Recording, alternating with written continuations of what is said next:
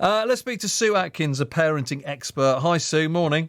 Good morning. It is difficult, this, isn't it? You can see why some people choose not to bother returning to work.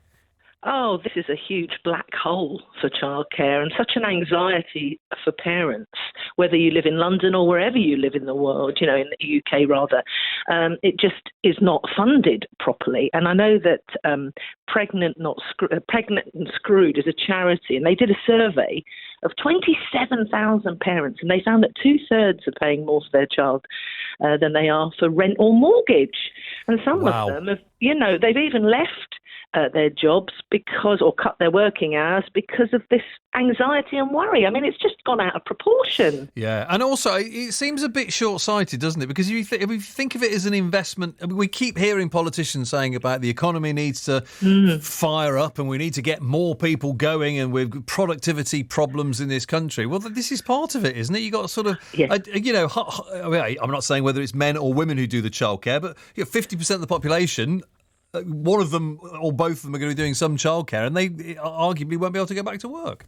Oh, absolutely. It's fundamental, isn't it? And it shows you that there isn't that will to make childcare and early years important enough. They don't see the value in it for some reason. And this isn't just sort of today. This has been going on, and it's a huge source of frustration for parents and carers over the years, because the government, over the years have just paid lip service to the importance of really high quality early years education. So, and there's a problem, you see, as you say today, the childcare providers have to pay business rates.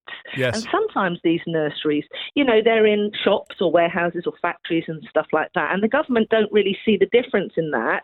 And therefore their intention that, they don't care to help the businesses, and nurseries are going under at a rate of knots.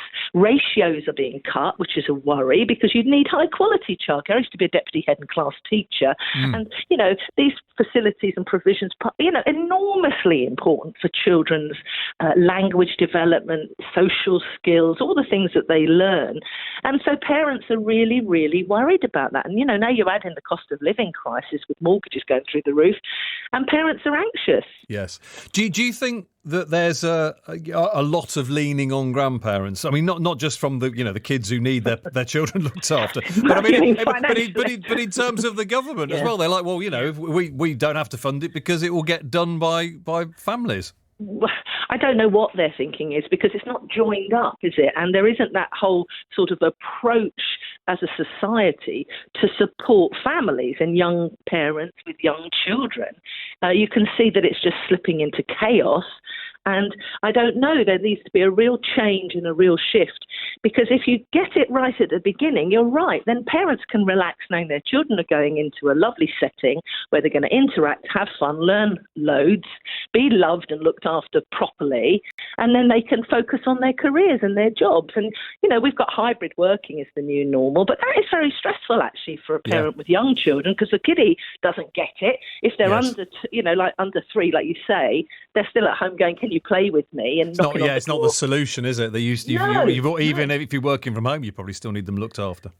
Yeah, of course you do, because they don't understand that you're there, but you're not available. So it's a very difficult problem, and a real worry and a concern. And it's been like this for ages. So I don't know what needs to be the shift.